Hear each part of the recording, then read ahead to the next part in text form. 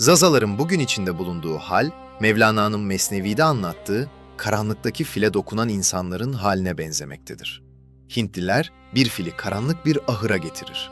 İnsanlar fili göremedikleri için yalnızca elleriyle yoklarlar. Biri hortumuna dokunup, "Fil bir oluğa benzer," der. Öbürü ayağına dokunup, "Hayır, o bir direk gibidir," der. Bir başkası kulağını tutup, "Fil yelpazeye benzer," diye iddia eder.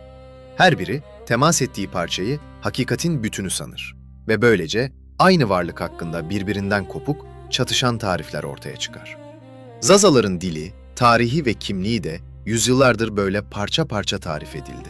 Kimimiz mezhepten, kimimiz aşiretten, kimimiz devletin resmi tanımından, kimimiz de ideolojik söylemlerden hareketle Zazalığı anlamaya çalıştı. Ama çoğu zaman filin tamamını görecek ışığı yakamadı. Uzun süre başkalarının gözlüğüyle bakmaya alışıldığı için Zazalar kendi dillerini ve tarihi tecrübelerini kendi adlarına okuma cesaretini çoğu zaman erteledi.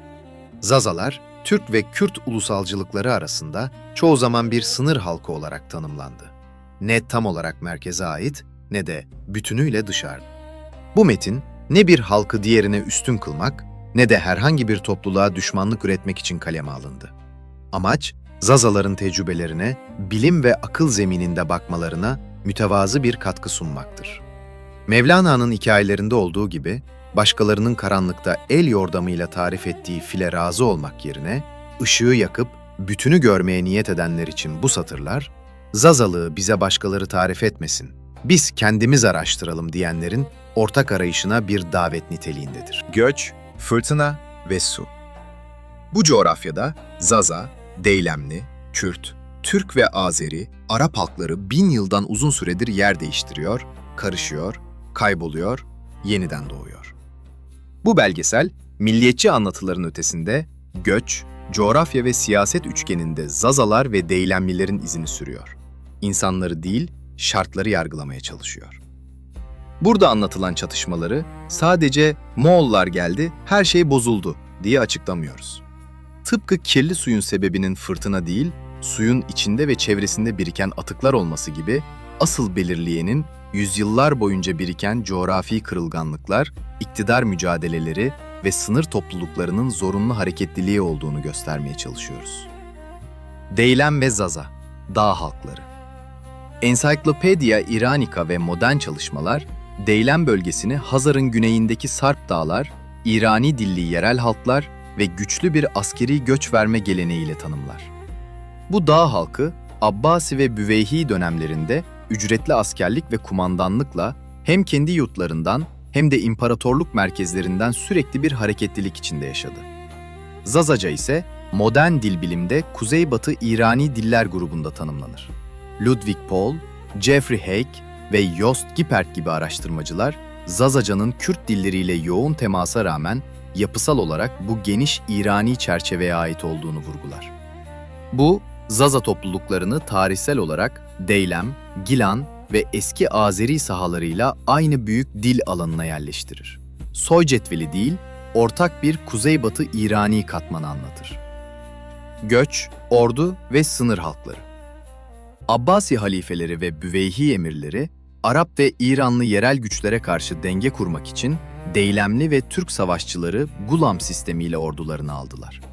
Gulam sistemi, İslam devletlerinde esir alınan veya köle olarak devletin hizmetine alınan çocuk ve gençlerin özel bir eğitimden geçirilerek orduda, idarede ya da sarayda görevlendirildiği askeri ve idari bir sistemdir.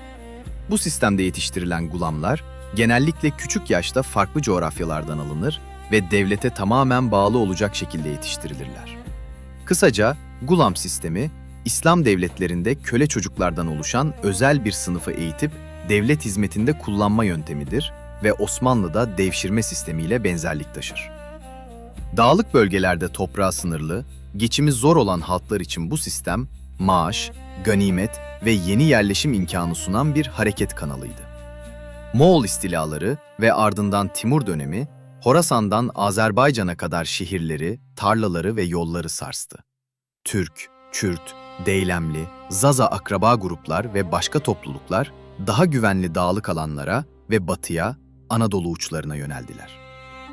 Bizans'ın Doğu ve Orta Anadolu'dan kademeli çekilişi, bu göç dalgaları için yeni yerleşim boşlukları yarattı.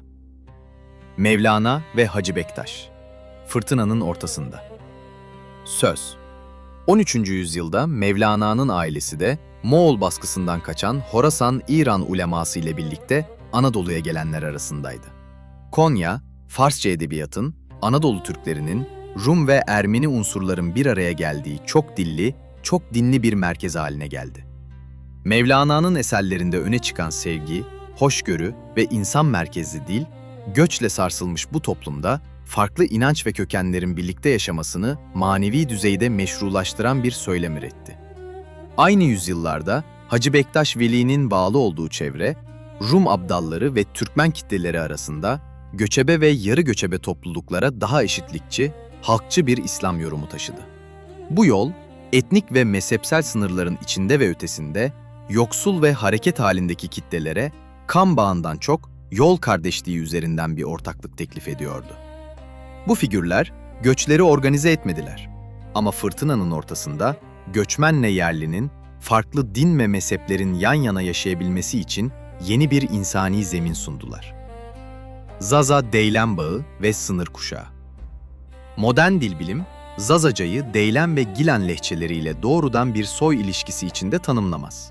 Ancak hepsini aynı Kuzeybatı İrani dil alanının parçaları olarak görür. Bu nedenle Zazalarla Deylem bölgesinin halkları arasındaki bağlantı, tek çizgili bir soy ağacından çok, benzer coğrafyalarda, benzer tarihsel baskılar altında yaşamış sınır halkları hikayesi olarak okunmalıdır. Zaza toplulukları, tarih boyunca hem Osmanlı-İran sınır hattında hem de iç dağlık alanlarda yaşayan, kimi zaman devletlerden kaçan, kimi zaman devletler için sınır bekçiliği yapan bir konumda durdu. Bu konum, onları Türk, Kürt, Azeri ve başka unsurlarla temas, çatışma ve karışma halinde tutan uzun bir tarihin parçası haline getirdi. Suyu kim kirletti? Deylemlilerin önemli bir bölümü, bugün ayrı bir etnik adla anılmıyor. İrani ve Türk topluluklar içinde erimiş durumdalar. Eski Azeri gibi bazı dillerde, Kuzeybatı İran'da Türkçenin yükselişiyle birlikte sahneden çekildi. Zazalarsa dillerini, dağlık coğrafyalarını ve sınır hattındaki konumlarını koruyarak bu uzun göç ve erime tarihinin canlı tanıklarından biri olarak varlığını sürdürüyor. Gerçeğin sadece bir parçasına değil, bütüne dokunmaya çalışan bu yolculukta sen de bizimle yürü.